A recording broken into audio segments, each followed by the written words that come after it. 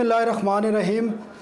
Don budget special के साथ मैं हूं सनाउल्लाह और आज हमारे मेहमान हैं तहरीक इंसाफ के सीनियर रहनुमा, कौमी असम्बली की कायमा कमेटी बराए ख़जाना के रुकन, इसके अलावा जो सी पैक की पार्लिमानी कमेटी है उनके भी रुकन हैं असद उमर साहब। थैंक यू वेरी मच हमें टाइम देने का। असद साहब, जो नून लीग की हुकूमत है फेडरल में और KPK में आपकी हुकूमत है, पंजाब में उनकी हुकूमत है, 4 साल हो गए हैं, 4 बजट ये पेश कर चुके हैं, 5वां बजट पेश करने जा रहे हैं। मुख्तलिफ दावे भी हैं इक़्तिसादी तरक्की के हवाले से, तो सम अप करेंगे कि ये 4 साल जो इन्होंने बजट पेश किए और जो इनकी इक़्तिसादी पॉलिसियों, आपकी नज़र में इनको किस तरह देखते हैं? आया कि जो ये दावे किए जा रहे हैं कि पाकिस्तान 2025 में या 2030 में दुनिया की 20वीं या 25वीं मईशत बन जाएगा, इनको किस नज़र से देखते हैं? देखिए जी, 2 बुनियादी, अगर मैं सिर्फ नुकात पे रहूँ तो 2 बुनियादी चीज़ें हैं। एक तो मुस्लिम लीग नून की हमेशा से जो माशी पॉलिसी रही है वो इस तरीके से बनती है कि उसमें अशराफिया का, अमीर लोग का, दौलतमंद लोगों के लिए बेहतरी होती है और मुतवसत तबके और आवाम का नुकसान होता है। और यही हमने पिछले 4 साल के जो इनकी माशी पॉलिसी है उसके अंदर देखा। बेरोज़गारी बढ़ने से ज़ाहिर है नुकसान सबसे ज़्यादा जो है गरीबों को, मुतवसत तबके को होता है। बेतहाशा बेरोज़गारी में इजाफ़ा हुआ है। इसी तरीके से जो इन्होंने बिला वास्ता टैक्स लगाए हैं उसका बोझ जो है सारा मुतवसत तबके और गरीब पे पड़ता है। जो बिलवास्ता टैक्स है, जो बराह रास्त टैक्स है, वो हमने कम कर दिए हैं और ये बिला वास्ता टैक्स जो बढ़ा दिए हैं, नहीं अमीर लोगों के ऊपर जो बोझ था वो कम हो गया और गरीबों में मुतवसत। एक मिसाल तो देना, या अशराफिया की जो पॉलिसी आप कह रहे हैं कौन सी पॉलिसी है? मसलन कोई देखें, अभी जो हमारी टैक्स एग्जम्पशंस होती हैं, इस्तिस्ना जो हासिल होती है टैक्स के ऊपर, वो आपने बड़ी बात सुनी होगी। वो अभी कौमी असम्बली के अंदर इन्होंने जिस वक्त आके मिसाल दी तो पता चला कि जी वो पहले से भी ज़्यादा बढ़ गई हैं और वो सब ताकतवर तबके के लिए। इसी तरीके से आपने एमनेस्टी स्कीम देखी, कभी पाकिस्तान की तारीख में नहीं हुआ, 3 साल में 3 एमनेस्टी स्कीमें आई हैं। ये सारी किसके लिए आई हैं? करोड़पति अरबपति लोगों के लिए, किसी गरीब के लिए तो नहीं आई ना। एक तरफ आप अमीर तरीन पाकिस्तानियों को हर साल एक एमनेस्टी स्कीम दे रहे हैं, छूट दे रहे हैं उनको कि जी चलो आपने जो चोरी की, चकारी की, उसको जो है आधा फीसद दो, 1% दो, सब सफ़ेद कर दो। और उसी वक्त में आप गरीबों पर टैक्स बढ़ा रहे हैं। गैस पे 3 नए टैक्स लगा दिए, बिजली पे 4 नए सरचार्ज लगा दिए, GST का रेट ऊपर कर दिया, डीजल के ऊपर एक वक्त में तो 100% टैक्स चला गया था। क्यों? क्योंकि आप कह रहे हैं कि वसाइल की कमी है। तो अमीरों के लिए वसाइल की कोई कमी नहीं है, गरीबों की जब बारी आती है तो वसाइल की कमी हो जाती है। तो एक तो ये बुनियादी जो नुकता है। दूसरा बुनियादी नुकता जो है, जो डार साहब वो एक गलती करते गए हैं, बार बार बोल रहे हैं, जो मईशत के पैदावारी सेक्टर हैं और वो मईशत के जो हिस्सा लेने वाले हैं, जो फॉर्मल इकॉनमी में हैं, उनके ऊपर बोझ डाल डाल कर उनको निचोड़ दिया। और एज अ रिज़ल्ट हो क्या रहा है कि हमारी जो लार्ज स्केल मैन्युफैक्चरिंग, जो बड़ी सनती जहाँ पे नौकरियाँ पैदा होती हैं, वो बिल्कुल उसके ग्रोथ रेट दब गए हैं। नहीं, इस दफ़ा 8% आई है जी, इस महीने की। जी पूरे साल की 3.7% है। ठीक है ना। आप देखिए जिस वक्त तेज़ी से तरक्की होती है। और डॉक्टर इशफाक साहब हैं, बड़े इकोनॉमिस्ट हैं, सरकार में भी रहे हैं, उनका कहना, उनका जो मौक़िफ़ है, मेरा नहीं है, वो कहते हैं कि जो इनके फ़िगर हैं वो भी डाउटफुल हैं और इन्होंने फ़िगर पे ऐसे लोगों को बिठा दिया है जो स्टेट के एम्प्लाई नहीं है, रिटायरमेंट के बाद उनको लगाया, वो जो मौजूदा हुकूमत है उनके एम्प्लाई हैं, तो उनके फिगर पे भी उनको डाउट है। तो आप क्या समझते हैं? सिर्फ डॉक्टर इशफाक नहीं जी, मैं तो ये इतना एक्सपर्ट नहीं हूँ टेक्निकल चीज़ों का, लेकिन जो टेक्निकल एक्सपर्ट्स हैं, डॉक्टर इशफाक हैं, हफीज़ पाशा हैं और लीडिंग जो मुल्क के जो इंडिपेंडेंट जो मईशत के एक्सपर्ट्स हैं, उन तमाम की राय ये है कि बजट के जो फिगर्स होते हैं, जो मईशत के जो फिगर आते हैं, उनके ऊपर अब यकीन करना जो है वो मुश्किल हो गया। अब उन्होंने बड़ा तफसीली तज्जिया करके बताया कि किस तरीके से खेला जा रहा है फिगर्स के साथ। लेकिन मैं दूसरी चीज़ ये कह रहा था, एक्सपोर्ट जो है पाकिस्तान की तारीख में कभी नहीं हुआ। बरामदात जो हैं वो 4 साल गिरती चली जाएँ। इस वक्त जरदारी साहब के वक्त में मईशत का बुरा हाल था, सब लोग ये कहते थे ना, मियाँ साहब भी ये कहते थे, हम भी ये कहते थे, और हकीकत भी ये थी। वो जो 25 अरब डॉलर पे एक्सपोर्ट छोड़ के गए थे वो 20 अरब डॉलर के ऊपर आ गई है। इसी वक्त के अंदर हो क्या रहा है कि बैरूनी कर्जे जो हैं 40% बढ़ गए। मतलब एक तरफ आपकी आमदनी गिर रही है, दूसरी तरफ आपके कर्जे बढ़ रहे हैं, तो मईशत कर्ज के दलदल के अंदर खसूसी तौर पे जो बैनुल-अक़वामी कर्जे हैं उसके दलदल के अंदर फंसती चली जा रही है। हारून अख्तर और खुर्रम दस्तगीर साहब कहते हैं, ये मिनिस्टर फाइनेंस भी कहते हैं कि इंटरनेशनल रिसेशन की वजह से एक्सपोर्ट गिरी हैं और कोई वजह नहीं। सर बांग्लादेश जो है ये कोई मरीख में एक्सपोर्ट करता है जो उनकी एक्सपोर्ट बढ़ गई है। इंडिया जो है वो कोई चांद पे एक्सपोर्ट करते हैं जो उनकी बढ़ गई है। चीन की एक्सपोर्ट ऐसा हुआ नहीं है सर। कमोडिटी प्राइसेस के अंदर कमी हुई और उससे एक हद तक उसका असर आया, लेकिन हमारे इर्द गिर्द के तमाम ममालिक जो हैं इनकी एक्सपोर्ट बरामदात बढ़ी हैं। इसी तरीके से पाकिस्तान की बरामदात का हुजम ले लें आप, दुनिया में जो मुकम्मल बरामदात है उसमें गिरावट नज़र आ रही है। ये सिर्फ एब्सोल्यूट नंबर नहीं है, तो ये अपने आप को बेवकूफ़ बनाने वाली बात है। आप टेक्सटाइल यूनिट फैसलाबाद के जाके देख लें, आप कराची में जाके देख लें, लाखों लोग बंद हैं, ताले पड़े हुए हैं इस वक्त। आपकी क्या वजूहत है सर? उसकी मैं बुनियादी वजह जो है ना, क्योंकि जैसे मैं कह रहा था कि जो प्रोडक्टिव सेक्टर है सारा बोझ उस पर डाल दिया। अगर आप टेक्सटाइल जो गैस खरीद रही है उसके ऊपर 3 नए टैक्स लगा देंगे, अगर जो वो बिजली खरीद रही है उसके ऊपर आप 4 नए सरचार्ज लगा देंगे, अगर आपकी जो बिजली का रेट होगा और गैस का जो रेट होगा वो खित्ते में सबसे ज़्यादा होगा, तो उन्होंने मुकाबला तो उनके साथ करना है ना। उसके अलावा बहुत सारे टेक्निकल एक्सपर्ट जो हैं, मईशत के एक्सपर्ट्स हैं, वो ये भी कहते हैं कि आर्टिफिशियली हमने क्योंकि एक्सचेंज रेट को रोका हुआ है तो उसका भी एक असर आ रहा है। ये तमाम पॉलिसियों की वजह से है ना। एक्सचेंज रेट को इनको फ्री करना चाहिए, मतलब सर मैं इसके ऊपर बहुत ज़्यादा कमेंट करता नहीं हूँ, लेकिन मैंने कहा कि इंटरनेशनल एक्सपर्ट जो हैं, और वो एक बड़ी टेक्निकल सी चीज़ है कि एक तरीके से कैलकुलेट किया जाता है कि आपका एक्सचेंज रेट कितना होना चाहिए। तो पाकिस्तान का इस वक्त उससे ज़रा ज़्यादा है। वो क्या हुआ है कि जी हमने कर्जे लेकर हमने अपने रिजर्व बढ़ा दिए। या तो ये इसलिए रिजर्व बढ़ते हैं ना कि हमारी बरामदात बढ़ी होती, दरामदात में कमी आ रही होती तो हमारा ट्रेड सरप्लस होता, नहीं, या इन्वेस्टमेंट बड़ी मुल्क के अंदर आ रही होती है। इन्वेस्टमेंट जो है, औसतन इन्वेस्टमेंट इस वक्त जो है वो ज़रदारी साहब के वक्त से कम है, मतलब आप सोचें, और मुशर्रफ साहब के वक्त से तो बहुत ही इस वक्त गिरी हुई है। तो इन्वेस्टमेंट आपकी गिरी हुई है, एक्सपोर्ट्स आपकी गिर रही हैं, इंपोर्ट्स आपकी बढ़ती चली जा रही हैं, तो ये रिजर्व कैसे बढ़े? 100% आपने कर्जे लेके, जैसे मैंने आपको बता रहा था, तकरीबन आप मार्च तक अंदाज़ा लगा दें तो तकरीबन कोई 14 से 15 अरब डॉलर का इजाफा हुआ था आपके कर्जों के अंदर, बैरूनी कर्जों के अंदर। और इस वक्त आपकी 16 बिलियन डॉलर के करीब रिजर्व्स हैं, जो 6 बिलियन डॉलर थे जब हुकूमत आई थी, यानी 10 बिलियन डॉलर का रिजर्व में इजाफा हुआ। लेकिन तो 100% करंट अकाउंट डेफिसिट भी तो आपका 6 बिलियन डॉलर से बढ़ गया। वो वही तो हम कह रहे हैं, वो इसलिए हो रहा है ना क्योंकि बरामदात गिर रही हैं, दरामदात बढ़ रही हैं, जो तरसीलात आ रही थी हमारे मजदूरों की बाहर से उसके अंदर भी कमी आ गई है, सब वजह से। तो वो सारे का सारा रिजर्व जो है वो आपने कर्जे लेके बढ़ा दिया। जब कर्जे लेके आपने रिजर्व आपने बढ़कर, तो आपने आर्टिफिशियली एक्सचेंज रेट को रोक लिया, लेकिन उसकी वजह से दरामदात को और नुकसान हो रहा है। तो ये ओवरऑल इकोनॉमिक पॉलिसी, मईशत की पॉलिसीज हैं जिसका हम फल अच्छा, एक और उनका जो दावा है हकीकत भी नज़र आता है। वो जिस वक्त आए थे तो अगर आप टैक्स देखें, रेवेन्यू जो FBR का था वो मेरे ख्याल 1900 था या 2000 बिलियन था। तो अभी इस साल जो वो क्लोज़ करने जा रहे हैं 3500 से 3600 बिलियन रुपीज़ है, तो उसमें भी बढ़ा के 60 से आई थिंक 70% तक इंक्रीज़ दिखा रहे हैं। उसमें आप क्या समझते हैं? दो मसाइल हैं उसके अंदर। एक तो जाहिर है कि आपके टैक्स तो हर साल बढ़ता है। अब मैं फिर ज़रदारी साहब की हुकूमत की मिसाल दूँगा, उसको भी बढ़ता था टैक्स, क्योंकि अफरात ज़र भी होती है, मईशत का साइज़ भी बड़ा होता है। तो वो देखा जाता है मईशत के हुजम के लिहाज से, टैक्स टू GDP रेशो जिसको कहा जाता है। टैक्स टू GDP रेशो अगर आप देखें तो पाकिस्तान का थोड़ी बेहतरी आई है। उसकी बेहतरी जो है उसकी 2 वजूहत हैं। एक तो ये कि वो चीज़ें जो नॉन टैक्स रेवेन्यू के अंदर लाई जाती थी वो उन्होंने टैक्स में दिखानी शुरू कर दी। एक तो आर्टिफिशियल अकाउंटिंग, वो जल्दी से बाज नहीं आते, वो जो आप पहले बात कर रहे थे ना कि वो जो अदादो शुमार है उसे खेल खेल के, एक तो वो वजह है उसकी। वो अभी भी दुनिया में सबसे कम है। अच्छा, उसके बावजूद लेकिन उससे ज़्यादा खतरनाक बात, आप जरा अंदर घुस के देखें ना, आपकी जो बराह रास्त टैक्स है, यानी जो अमीर तबका, ताकतवर तबके पर टैक्स देता है, वो जो GDP का हिस्सा है वो गिर गया है। जो सारे का सारा इजाफा हुआ है वो उन टैक्सेस से हुआ है जो मुतवस्सत तबके और जो गरीब के ऊपर जिसका बोझ पड़ता है। तो आपके पास क्या तरीके इंसाफ के पास पॉलिसी होगी कि टैक्स टू GDP रेशो आप किस तरीके से बढ़ा सकते? देखें, आप टैक्स टू GDP रेशो उस वक्त तक नहीं बढ़ा सकते जब तक आप मईशत की रफ्तार तरक्की की बढ़ाएंगे नहीं। असल काम आपने करना है, आपने मईशत की तरक्की की रफ्तार को तेज करना है, आपने बरामदात बढ़ानी है। जब मईशत बढ़ती है ना तो उससे टैक्स बढ़ता है।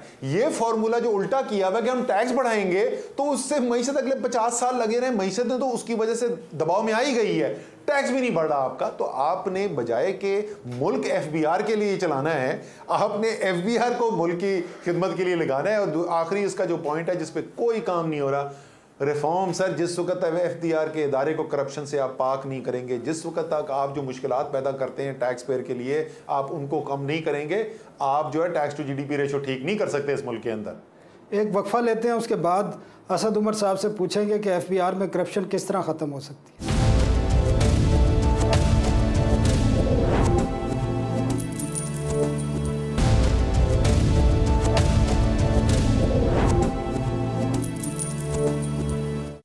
असद साहब, तो आप बता रहे थे कि एफबीआर में जब तक करप्शन ख़त्म नहीं होगी, रिफॉर्म्स नहीं होंगी, तो पीटीआई के पास क्या फार्मूला है, क्या जादू की छड़ी है कि एफबीआर ठीक हो जाएगा, रेवेन्यू बढ़ जाएगा, ग्रोथ बढ़ेगी और एक्सपोर्ट बढ़ेगी और बाकी चीज़ें भी ठीक हो? शानदार सवाल है जी सर। देखिए, कोई भी इदारा कब ठीक होता है? इदारे जब ठीक होते हैं जब मेरिट के ऊपर भर्तियाँ हों, उस इदारे को सियासी मुदाखलत से महफूज किया जाए और फिर उसको जवाबदेह किया जाए। ये सादा सा फॉर्मूला है, इसमें कोई बहुत मुश्किल काम नहीं है। आप मुझे बताएं कि जब आप एफबीआर को इस्तेमाल करेंगे कि पनामा का इंकशाफात हुए हुए दुनिया हिली रही है उसके ऊपर, और आपके खबरदार के कोई इंक्वायरी खोली, जब आपके रिपोर्टें छपेंगी कि 4 साल के अंदर 800 अरब रुपए की प्रॉपर्टी पाकिस्तानियों ने खरीद ली दुबई के अंदर जाके, और आप एफबीआर को कहेंगे कि खबरदार इनकी तरफ देखना नहीं, ना किसी की इन्वेस्टिगेशन करना, तो जब आप अपने काम करवाएंगे ना एफबीआर से, तो फिर आप कोई नहीं पूछने वाले। असद साहब आपकी बात ठीक होगी, लेकिन मैं आपको 3-4 साल हो गए हैं पार्लियामेंट में, आप ये कब लेके आए हैं कि एफबीआर है, SCCP है, स्टेट बैंक है, बाकी इदारे हैं जो रेगुलेटरी इदारे हैं, उनकी अपॉइंटिंग अथॉरिटी प्राइम मिनिस्टर के बजाय या पार्लियामेंट हो या सुप्रीम कोर्ट हो, ये चीज़ें आप लेकर आए हैं। आज जब अपॉइंटिंग अथॉरिटी प्राइम मिनिस्टर होगा, फाइनेंस मिनिस्टर होगा, उनकी मर्जी से चेयरमैन एफबीआर लगेगा, चेयरमैन SCCP लगेगा, या गवर्नर स्टेट बैंक लगेगा, या AGP auditor general of Pakistan लगेगा, तो आप मुझे बताएं वो किसकी बात मानेगा? वो पार्लियामेंट की मानेगा, अपोजिशन की मानेगा,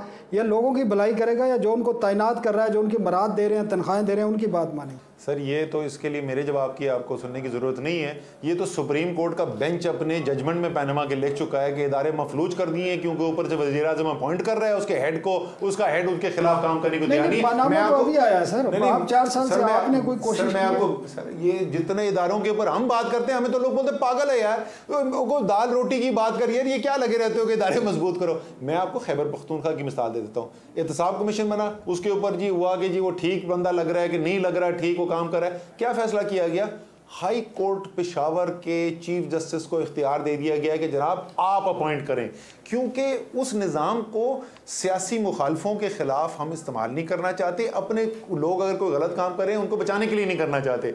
यहाँ पे जितने आप फाइनेंस कमेटी में आया करें ना, कभी कायमा कमेटी के अंदर आप आके देखें, मैंने सर 20 साल अटेंड किए, ठीक है ना वो। अच्छा नहीं, आप मेरे ख्याल में आप सीनियर हो गए तो अब नहीं आते, आप आगे जरा देखा करें, हर मीटिंग में ये इशूज मैं रेज करता हूँ सर। लेकिन जब आप इन इदारों को अपनी ज़ात के लिए इस्तेमाल करने की कोशिश करेंगे तो फिर ये इदारे कैसे काम करेंगे? दूसरी चीज़ जो है वो आप स्टेट बैंक ऑफ पाकिस्तान को देख लें। कानूनन उनको जो इंडिपेंडेंस हासिल है, पाकिस्तान के जो मईशत से रिलेटेड इदारे हैं उसमें सबसे ज़्यादा जो आज़ादाना जिसके पास इख्तियारात हैं वो स्टेट बैंक है। और ये कोई सरप्राइज़ नहीं है, ये तज्जुब की बात नहीं है कि आप लोगों से उमूमी तौर पे पूछें जो मईशत में काम करते हैं कि यार कौन सा मईशत का इदारा है जो सबसे बेहतर जिसकी कारकर्दगी है, वो स्टेट बैंक ऑफ पाकिस्तान का नाम देंगे। तो आपने जिस वक़्त तक इनको सियासत से मुदाखलत नहीं की, और फिर जब आप ये कर लेंगे ना, फिर आप जवाबदेह कर सकते हैं। कायमा कमेटी के अंदर असद उमर बैठ के कहता है कि एफबीआर करप्ट है, कोई और उनको करप्ट बोलने को तैयार नहीं है, तो जुबानी बोलने को तैयार नहीं है। जुबानी नहीं है, आप कोई बिल लेके आए हैं कि अपोजिशन की तरफ से एक प्राइवेट मेंबर डे होता है, आप उसमें कोई बिल लेके आए हैं ऐसा कि ये जो अपॉइंटिंग अथॉरिटी है इसकी या उसकी क्वालिफिकेशन आप फिर अपॉइंटिंग अथॉरिटी देखें। मैं आपको बताता हूँ, ये तो आप बहुत बड़ी बात कर रहे हैं, वो वजीर आजम अपॉइंटिंग अथॉरिटी छोड़ दें। मैं रेजोल्यूशन लेके आया, करारदाद लेके आया कि भाईजान पूरे पाकिस्तान पे टैक्स लगाने का इख्तियार सिर्फ 342 लोगों को है। ये 342 लोग मेंबर है नेशनल असेंबली के, MNA। तो इन 342 लोगों का अखलाकी जवाब हमने पैदा करना है कि हाँ ये वाकई में अपने जायज टैक्स देते हैं, फिर इनको हक बनता है कि ये दूसरों से सवाल पूछ सके। 5 दफा मेरी असेंबली के अंदर लगी करारदाद, मुझे स्पीकर साहब फोन करके बोलते हैं, सर तुम ये क्यों करे, तुम्हारे दोस्त तुम्हारे सारे खिलाफ हो जाएंगे जो असेंबली के कॉलेज। मैंने कहा जी मैं तो दोस्तियां करने के लिए नहीं आया हूँ, मैं तो यहाँ पे इसलिए आया कि पाकिस्तान के अवाम के मसाइल हल करने में। इस वक्त चेयरमैन FBR कॉन्ट्रैक्ट पे हैं, सेक्रेटरी ख़जाना को अभी लगाया गया, वो 18 जून को रिटायर हो रहे हैं। निगरान वो गवर्नर स्टेट बैंक को निगरान एक ओहदा दिया हुआ है फ़िलहाल उनको। बाकी इदारों में भी यही हाल है। इकनॉमिक टीम एक बजट पेश करने जा रही है, लेकिन वो 15 जून या 18 जून तक जितने बजट पास होगा, तकरीबन ऑडिटर जनरल ऑफ पाकिस्तान को अभी तक आर्जी लगाया हुआ है, बल्कि 1.5 महीने में 2 ऑडिटर जनरल ऑफ पाकिस्तान लगाए। तो इसकी वजूहत आपको क्या नज़र आ रही हैं? ये इशू आपने नेशनल असम्बली में उठाया है या आज स्टैंडिंग कमेटी में? बिल्कुल उठाया जी, ये आज नहीं, इससे पहले उठा चुके हैं, ये इशू पहले उठाया जा चुका है। देखिए, ये मैं वही बोल रहा हूँ कि आप के सामने जवाब रखा हुआ है लेकिन आप उस जवाब को देख नहीं रहे। सर जी, ये इसलिए हो रहा है कि आप इन तमाम इदारों को इस्तेमाल करना चाहते हैं अपने रिश्तेदारों, अपने दोस्तों यारों की बेहतरी के लिए। आपको डर है कि अगर ये रेगुलेटर्स जो हैं, अगर ये वाकई में आज़ाद हो गए, अगर इनको हमारा खौफ ना हुआ, कल ये पनामा खोल देंगे, परसों उन्होंने दुबई प्रॉपर्टी का इशू खोल देना और पता नहीं क्या क्या स्कैंडल खोलेंगे। सिर्फ ये इशू है इनका या कोई और भी इशू है? नहीं, बुनियादी जो है पूरा देखिए निज़ाम, हमारा सियासत का निज़ाम क्या हो गया है। पैसा बनाओ, पैसा बना के इक़्तिदार के अंदर आओ, इक़्तिदार को इस्तेमाल करो और अमीर होने के लिए। तो ये इदारे जब तक मफलूज नहीं होंगे तो इक़्तिदार को और अमीर होने के लिए कैसे इस्तेमाल किया जाए? और सिर्फ खुद अमीर नहीं होना, आपने उस पैसे से फिर खरीदने भी हैं लोग। आपने जहां जो कोई या आपके लिए मुश्किल पैदा कर सकता है या आपको कोई फायदा पहुंचा सकता है, आपने उसको खरीदना भी है। तो ये इदारे अगर फाल होंगे, अगर ये इदारे जो हैं आज़ादाना तरीके से काम करेंगे, तो ये तो मेरी तो सियासत ही ठप हो जाएगी। असद उमर साहब से दिलचस्प गुफ्तगू जारी है, एक छोटा सा वक्फा लेते हैं, वक्फे के बाद दोबारा आएंगे।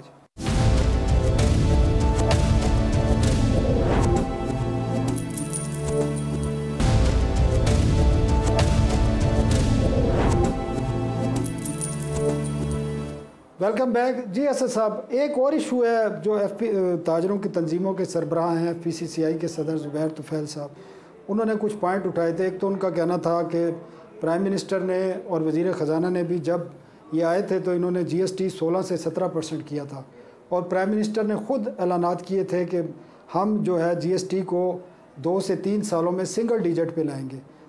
17% पे खड़ा है, बल्कि जो नॉन फाइलर हैं उस पर फर्दर टैक्स एक 2% लगाया, उनके लिए 19% है। उसको मज़ीद एक टैक्स में इस बजट में ये सुनने में आ रहा है कि उसको 20% करेंगे। फिर सब्सिडी तमाम ख़त्म की गई हैं, बिजली पे सब्सिडी ख़त्म की गई है, यूटिलिटी स्टोर्स को जो सब्सिडी मिलती थी वो ख़त्म कर दी गई है। और उनका ये मौक़िफ़ था कि एक सेक्टर है शुगर मिलों को, शुगर मिल मालकान को भारी सब्सिडी दी जा रही है, और ताजरों का ये मुतालबा है उस सब्सिडी को ख़त्म करें, डायरेक्ट बराह रास्त किसानों को सब्सिडी दें। और उन्होंने कहा उसका नुकसान ये हुआ है कि आपकी काटन की जो पैदावार है वो तबाह हो गई है और लोग गन्ने पे चले गए हैं, और काटन की पैदावार 3 सालों में 40% तक गिरी और मज़ीद गिरेगी।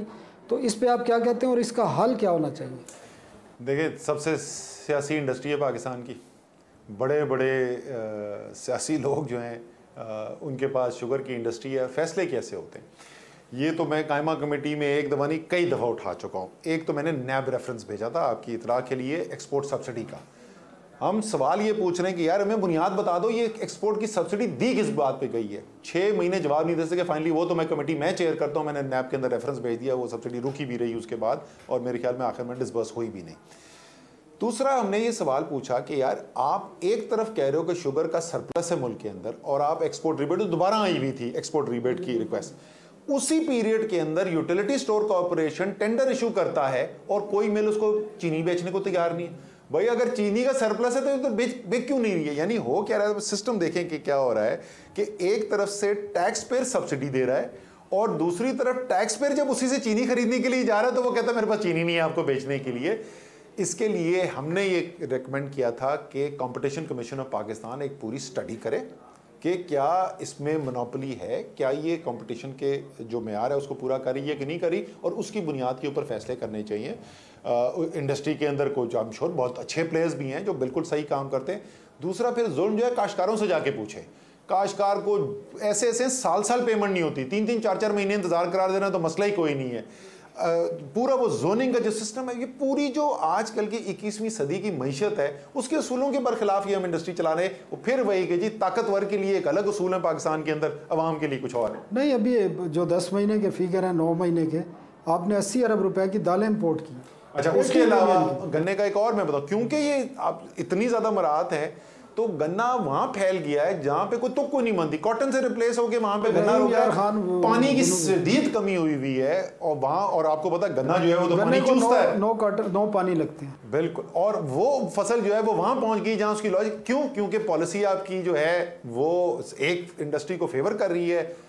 फेवर क्यों कर रहे हैं जी? मैंने आपको बताया ना, सारे आपके माशाल्लाह फौजियों के पास भी मिले, फौजी जो वेलफेयर ऑर्गेनाइजेशन है उनके पास भी मिले हैं। हाँ, पंजाब के 8 मिले तो आपके शरीफ खानदान, जरदारी खानदान मेरे ख्याल में सबसे बड़े ओनर जो हैं वो पंजाब में शरीफ खानदान है, सबसे बड़े ओनर जो हैं सिंध के अंदर जो हैं वो जरदारी साहब हैं, और है मेरी पार्टी का। लेकिन मुझे बड़ा फख्र है, आप किसी से इंडस्ट्री में जाके किसी काश्तकार से पूछे, वो बोले वाहिद जो एथिकली काम करता है इंडस्ट्री के अंदर वो जहांगीर तरीन है। ताजरों का ये भी मौक़िफ़ है कि ताजरों को विद होल्डिंग एजेंट बना दिया, जो FPR ने काम करना था वो अब ताजरों से लिया जा रहा है। और एक रिफ़ंड का इशू है, वो हुकूमत तो मानती नहीं है, लेकिन वो कहते हैं कि 250 अरब रुपये हमारे रिफ़ंड रुके हैं। आपके रिफ़ंड रोके क्यों जा रहे हैं? और अब वो इस लेवल तक आ गए हैं कि आप मेहरबानी करके हुकूमत हमें रिफ़ंड ना दे, बॉन्ड्स दे दे जो 2 साल बाद कम अज़ कम हमें मिल जाए। बिल्कुल रिफंड रोके जा रहे जी। और वो क्या, हम सिर्फ दिखाना ये चाहते हैं IMF को कि देखो जी हमारा बजट का खसारा कम हो गया तो रिफंड हमने रोक लिए। मैं यही पहले बोला था ना, आपने मईशत को उल्टा कर दी है, हम मईशत को FBR के लिए चला रहे। उसका रिजल्ट क्या हुआ, ये जो एक्सपोर्ट्स का भी बेड़ा गर्क हुआ है ना, उसकी एक बहुत बड़ी वजह जो है ये रिफंड जो हमने रोक के रखे। दूसरा जो आप सवाल करें, ये भी बेहतर, ये कल की मीटिंग के अंदर हमने ये इशू रेज किया, आज की मीटिंग के अंदर, कि यार आपने विद होल्डिंग एजेंट बना दिए, सारे आपने पाकिस्तान के ताजरों को टैक्स कलेक्ट करने पे लगा दिए। ये हमारा जो टैक्स का निज़ाम है बहुत बुरी तरीके से ना ये एक ख़राबी की तरफ चला गया है। और उससे नुकसान जो है, एक तो ये कि जिस तरीके से हमारे बराह रास्त टैक्स का इजाफा होना चाहिए वो नहीं हो रहा, लेकिन उसके अलावा बिजनेस को बेतहाशा नुकसान हो रहा है लोगों के लिए। अच्छा, उसके ऊपर जब आपने एजेंट बना दिया उसके बाद जो है उन पे छापे पड़ रहे हैं कि तुमने टैक्स सही नहीं विदहोल्ड किया और सही सबमिट नहीं किया। एक मुसीबत खड़ी की हुई है। टैक्स के निज़ाम को आसान बनाने की ज़रूरत है। कैसे कैसे बनेगा? PTI कैसे अगर आती है? सर, हमने इस दफ़ा के बजट के अंदर भी, हम सिर्फ, मैं ज़्यादा तफसील में जाने का टाइम होता नहीं, लेकिन मैं ये कहा कि जनाब असासों के ऊपर, जायदाद के ऊपर टैक्स होता है दुनिया के अंदर। जहां आप अमीर गरीब का फर्क कम करना चाहते हैं, पाकिस्तान के अंदर भी ये टैक्स होता था, आपने वो टैक्स खत्म कर दिया। GST उठा के 17% दुनिया में जो अमीर तरीन मुल्क हैं वहां के रेट के ऊपर आपने GST लगा दी है। हमने ये तजवीज़ दी कि आप एक नेट एसेट टैक्स लगाएं। नेट एसेट टैक्स क्या है जी, कि अगर आपके पास जायदाद है तो उसके ऊपर से 1% जो है टैक्स आपने कैलकुलेट किया। अगर आपने इनकम टैक्स जमा कराया बना उतना, तो वो उसके अगेंस्ट एडजस्ट हो गया। तो अगर आप मालदार इंसान हैं लेकिन आप इनकम टैक्स दे रहे हैं तो आपको मजीद टैक्स देने की जरूरत नहीं। लेकिन अगर आप बड़े बड़े घरों में रह रहे हैं, जायदादें हैं आपके पास और इनकम टैक्स आप देते कोई नहीं, तो भाई कुछ तो अपना हिस्सा दो ना। तो इस तरीके के टैक्स लगाने चाहिए जिससे मईशत में भी कोई बोझ नहीं आता, जिसको बोलते हैं इलास्टिसिटी ऑफ डिमांड जो है कि जितना आप टैक्स बढ़ाते जाएंगे मईशत की ग्रोथ कम होती है, वो वाला नुकसान भी नहीं होता। और एक बहुत बड़ी बीमारी इस मुल्क की जो हो रही है, अमीर और गरीब का फ़र्क ख़तरनाक हद तक बढ़ गया है। और उसकी एक बुनियादी वजह जो हमारा टैक्स का निज़ाम है। आपको पता है, अभी स्टडी हुई थी आज से कुछ साल पहले, पाकिस्तान में जो 12,000 रुपये महीना जिसकी तनख्वाह है ना या कमाई है 12,000 रुपये महीना, वो अपनी आमदनी का 14.5% टैक्स देता है। और अगर आपकी 1 करोड़ रुपए सालाना आमदनी है तो आप सिर्फ 5% टैक्स देते हैं अपनी। ये जुल्म है कि नहीं है? तो इस तफरीक को कम करने के लिए भी अपने टैक्स के निज़ाम को दोबारा देखने की ज़रूरत है, क्योंकि ये जो विदहोल्डिंग टैक्स बनाया हुआ है एंड में जाता किसे? अवाम की जेब से कलेक्ट होता है ना। तो आप जो KPK में एक, क्योंकि प्रोविंशियल टैक्सेस भी हैं, उसमें भी हमने देखा कोई इतना इंक्रीज़ नहीं आया, बल्कि स्टेगनेंट है, बाज़ जगहों में कमी भी आई है। तो वहाँ पर आप ये जो आप रिफॉर्म्स की बात कर रहे हैं, वहाँ पर ये रिफॉर्म्स लागू क्यों? लेकिन टैक्स के अंदर इजाफा तो उनका हुआ है, शायद उतना ना हुआ हो जितनी हमारी उम्मीद थी। लेकिन एक जो बिल्कुल बुनियादी जो मैं बात कर रहा हूँ ना, हमारे भी मैनिफेस्टो के मशहूर के अंदर ये था कि 16% ये GST है, इसको हमने कम करना है। मुस्लिम लीग के नून के भी ये था। उनकी हुकूमत आई, वो 16 से 17 पे ले गए, हम 16 से कम करके 15 पे ले आए। और उम्मीद है कि अभी आगे इसको और बतदरीज कम किया जाए। में सर्विसेज पे जो GST वो कलेक्ट कर रहे हैं वो 15% है। वो पहले 16% था, जब हमारी हुकूमत आई तो हमने उसको कम करके 16 से 15 कर दिया। तो जो पहले सूबाई और वफाकी बराबर था सेल्स टैक्स, वो गुड्स के ऊपर है, ये सर्विसेज के ऊपर है, तो वो 16 से 17 पे ले गए मुस्लिम लीग नून वाले, हम 16 से 15 पे ले आए। इसको और हमारी मजीद ख्वाहिश है कि और कम किया जाए। लेकिन मैं आपको सच्ची बात बताऊं कि अगर आप मुझसे पूछे कि KP के अंदर रिफॉर्म जो है रेवेन्यू की साइड के ऊपर, वो सारी उतनी हुई है जितनी होनी चाहिए, मेरे ख्याल में वहाँ गुंजाइश है बेहतरी की। एक वक्फा और लेते हैं और उसके बाद हम बात करेंगे कि आइंदा माली साल का जो बजट है उसके हवाले से तहरीक इंसाफ के जहन में क्या तजवीज़ हैं और क्या इन्होंने पार्लियामेंट के अंदर रह के किस किस्म की बजट के हवाले से अगर कोई एंटी पब्लिक कोई इक़दाम आते हैं तो उसको किस तरह टैकल करना है।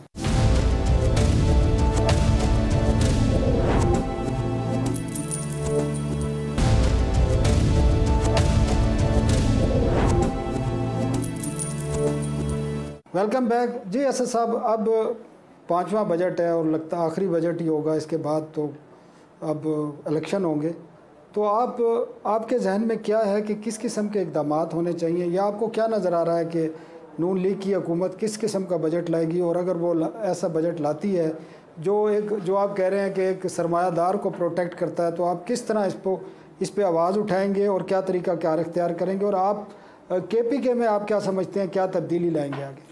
अच्छा जी, एक तो जो वफाकी बजट है उसके अंदर हमारी उम्मीद क्या हो रही है, और ये मैं पिछले साल तो मुझे याद है मेरी बजट से पहले डार साहब से बात हुई थी, उनको मैंने ज़ाती तौर पे भी कहा था बहुत सख्त ज़रूरत है कि हम जो चंगल में फंस गए ना कि जो प्रोडक्टिव सेक्टर है इकॉनमी का उस पर मजीद बोझ डाली जाओ, टैक्स ले जाओ, अवाम मुतवस्सित तबके गरीब के ऊपर, इधर से निकलने की ज़रूरत है।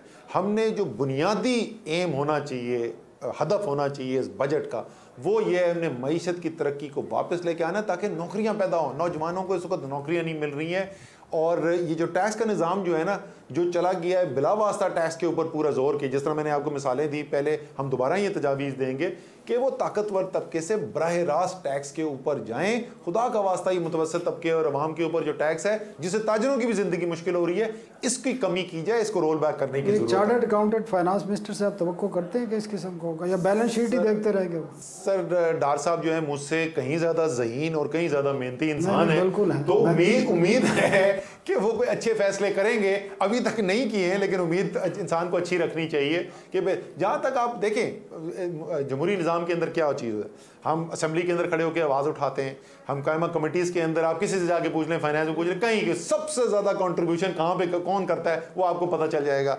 इसी तरीके से मीडिया के अंदर आवाज़ उठाते हैं, हम तो जलसों के अंदर जाके अवाम को एजुकेट करने की कोशिश करते हैं, उनकी आगाही मुहिम आप समझ लें वो चलाते हैं और उनकी आवाज़ उठाते हैं। ये तमाम काम हम पहले भी करते रहे हैं और अब भी इंशाल्लाह ताला आगे जारी रहेगा। तो हुकूमत को हम ज़्यादा दबाव में ले आते हैं ना, तो उसी चक्कर में को अवाम को रिलीफ मिल जाती है। 2014 में धरना हुआ था तो तेल की कीमतें फाइनली इन्होंने गिरा दी थी। इसी तरीके से अभी जो बढ़ने वाली थी, वो जो पैनामा का ज़्यादा जोर आया तो ये रुक गए, तो अवाम को जो वो सियासी हम दबाव डालते हैं उससे भी फिर रिलीफ मिल जाती है। स्टील मिल को किन मकासद के लिए बंद किया हुआ है? प्राइवेटाइजेशन भी नहीं हुई, पीपल्स पार्टी ने सिंध हुकूमत ने लेना था वो भी नहीं लिया, 2-2.5 साल हो गए, सिर्फ उसकी गैस का कनेक्शन बंद किया हुआ है। इसके मकासद क्या है, और अगर उसको बहाल किया जाए, बेचा जाए, आपके ख्याल में अगर PTI के पास ही ऑप्शन हो, PTI क्या करेगा? सर ये कौमी जुर्म है, ये कौमी जुर्म है जो हो रहा है। और मैं आपको बताऊँ स्टील मिल का, मैं आपको अभी बताता हूँ कायमा कमेटी, क्योंकि वो तो इंडस्ट्रीज़ की है तो मैं चेयर करता हूँ। हम मेरे ख्याल में 9 मुख्तलिफ कमेटी मीटिंग्स के अंदर स्टील मिल का इशू उठा चुके हैं। हम स्टील मिल गए, हमने ठोस सिफारिशात की। यार हम सियासी जुमलेबाजी नहीं करते, हमने ठोस सिफारिशात की, ABCD किस तरीके से इसको किया जा सकता है। इनकी अपनी हुकूमत की बनाई हुई चाइनीज़ कंपनी की फीजिबिलिटी रिपोर्ट कहती है बिल्कुल फीजिबल है। कहाँ से पैसा आएगा वो भी इनको मशवरा दिया हुआ है, ये नहीं करने को तैयार। ये पिछली मीटिंग के अंदर वजह क्या? सर ये मेरी समझ से बाहर है। ये इस वक्त सिचुएशन पता है क्या है, वहां पे 4-4, 5-5 महीने मजदूरों को तनख्वाहें नहीं मिलती, बेवाओं की पेंशन बंद की हुई है, अस्पताल स्टील मिल के ताले पड़े में, वहां पे लोगों को इलाज नहीं मिल रहा है। इतना बड़ा जुल्म है कि जिसकी इंतहा कोई नहीं है। लाहौर में होती तो बंद रहती मेरे ख्याल। आप सर साफ लाहौर में होती तो ये बंद होती है। मेरी उम्मीद ये है कि इस वजह से नहीं होगा। मैं तो अपनी दिल की ख्वाहिश इज़हार कर सकता हूं, लेकिन मैं कायमा कमेटी में ये बात कर चुका हूं, वो बिजनेस जो 3 नस्ल से नवाज शरीफ का खानदान चला रहा हो, सर इसमें तो कोई शक नहीं होना चाहिए ना। आप मुझसे पूछ रहे क्या इलाज है, मैं तो इलाज बता रहा हूं, एक दफा नहीं बता चुका हूं। चेयरमैन प्राइवेटाइजेशन कमीशन, अधिकारी कमीशन आए हुए थे, मैंने उनसे कहा कि जी मुझे पहले तो बताएं ना बोर्ड अपना बताएं। बोर्ड को उन्होंने नाम बताया, मैंने कहा ये जॉइंट सेक्रेटरी, एडिशनल सेक्रेटरी, आपके ख्याल में ये स्टील मिल ठीक कर सकते हैं? उन्होंने कहा नहीं आप बिल्कुल दुरुस्त कह रहे हैं, लेकिन हमें कोई आता ही नहीं हमारे पास काम करने के लिए, आप बताएं हम किसको लगाएं, हम लगा देते हैं अभी। मैंने कहा जी मैं आपको मशवरा देता हूं, मैं एक शख्स का नाम आपको बताता हूं जो स्टील के आलमी कारोबार को अंदर बाहर जानता है, एक्सपर्ट है इस मामले में, और मुझे यकीन है कि मियां नवाज शरीफ को ना भी नहीं करेगा। उन्होंने कहा जी बताएं कौन है? मैंने कहा हुसैन नवाज। आप कहते हैं जद्दा में उसने कमाल कर दिया, वो आपने जंदाल का नाम नहीं बताया। सर जैसे हालात लग रहे हैं कि मुझे लग रहा है किसी दिन ये स्टील मिल जिंदाल के पास ही जाने वाली है, शायद ये वजह हो, शायद ये देरीना दोस्त है ना। वो और बात है कि वही देरीना दोस्त जो है वो पाकिस्तान की फौज को कहता है दहशतगर्द है और बुज़दिल है, लेकिन वो फिर भी कहते हैं फखर से कि हमारा देरीना दोस्त है, शायद उसी को देने की तैयारी हो। 23 महीने से पाकिस्तान का सबसे बड़ा कौमी असासा बंद है। मैं फिर दोबारा रिपीट करूंगा, ये वो बिजनेस है, कारोबार है जो 3 नस्ल से शरीफ खानदान कर रहा है। मुझसे किसी ने सवाल पूछा था कि यार अगर इमरान खान वजीर आजम हो और पाकिस्तान क्रिकेट हारता जाए, ये कोई सवाल नहीं पूछेगा यार इससे क्रिकेट नहीं ठीक होती तो मुल्क क्या चलाएगा। अच्छा, ये तो आपने बात की स्टील मिल्स के हवाले से, बाकी भी इदारे हैं, PIA है, रेलवे है और कई इदारे हैं। टेलीफोन इंडस्ट्री पाकिस्तान बंद पड़ी है 10 साल से। Electrical complex, mechanical complex, Pakistan machine tool factory. Privatisation programme को आप कैसे देखते हैं? होना चाहिए? अगर होना चाहिए तो किस तरह काम करना चाहिए, या इसको बंद कर देना चाहिए? पिछले 50 साल की एशिया की तारीख उठा के देख लें, जितने पिछले 50 साल में एशिया में लोग गुर्बत से निकल के एक मुतवस्सित तबके के अंदर आए हैं, दुनिया की तारीख में कभी नहीं हुआ। हर जगह पे रियासत के कुछ सेक्टर्स के अंदर कलीदी इदारे होते हैं जो ये ड्राइव करते हैं सारी ग्रोथ। ये वो सेक्टर है जो रियासत ने बराह रास्त जहां जिम्मेदारी ली। हम 1960 में ये काम करे थे। सबसे ज्यादा पाकिस्तान में सनती तरक्की किस वक्त हुई है? 1960 के अशरे में हुई है। कौन सा इदारा था ये सर? PIDC के जरिए हो रहा था। ये जो इदारे हैं, $50 अरब के CPEC के प्रोजेक्ट हो रहे हैं। मैं सर पीट दिया यार, $50 अरब के प्रोजेक्ट कर रहे हो CPEC के। हम 10% उसके अंदर से नहीं मांग सकते थे कि यार 10% इसका बिजनेस जो है, ये जो पाकिस्तान की इंजीनियरिंग की सनत है, जिनमें से कुछ इदारे वो हैं जो चाइना की मदद से ओरिजिनली लगे थे। मशीन टूल फैक्ट्री है, इलेक्ट्रिकल कॉम्प्लेक्स है, मैकेनिकल कॉम्प्लेक्स है, स्टील मिल है। $5 अरब का अगर बिजनेस इनके पास आ जाता, ये सारे इदारे अपने पैरों पे खड़े हो जाते, इनकी रिवैम्प हो सकती थी सर। ये लेकिन सवाल आपका फिर वही आता है कि ये वो खानदान जो सनती लोग हैं यार, जिन्होंने आंख खोली तो उनका खानदान सनत चलाता था, उनको ये क्यों नहीं नजर आता है? किस बात की सजा दे रहे हैं? अच्छा, लास्ट मेरे ख्याल में सवाल है, इस बात का तो आप क्रेडिट देंगे वज़ीर आज़म नवाज शरीफ को, उनकी टीम को, कि बड़ी बड़ी सड़कें बना रहे हैं, बड़े बड़े पुल बन रहे हैं। तो ये फ़िलासफ़ी जो है, हाईवेज़ बनाना, पुल बनाना, या इनकी जो डेवलपमेंट की फ़िलासफ़ी है या डेवलपमेंट प्रोग्राम है, उससे आप इत्तेफाक करते हैं या उसमें भी कोई नुकाइस है? देखिए, इसके अंदर 2 चीज़ें, एक तो तरजीहात की बात होती है, वरना काम जो है ये बड़ी अच्छी बात है, आप अच्छी सड़कें बनाएं, इसमें कोई ख़राबी नहीं। लेकिन अगर आपको याद हो कि जब मोटरवे बनाई गई थी तो लोगों ने बोला जी ये 100 किलोमीटर आप लंबी मोटरवे बना रहे हैं, आप उधर से लेके जा रहे हैं, क्यों कर रहे हैं? उन्होंने कहा जी ये एक सड़क नहीं है, ये एक सनती तरक्की का मंसूबा है। यहाँ पे पता नहीं 11 या 13 इंडस्ट्रियल एस्टेट बनेंगी। अब बेरा में जो चिकन टिक्का बिकता है, अगर उसको सनत कहते हैं तो वो और बात है। मुझे तो सनत नजर नहीं आई।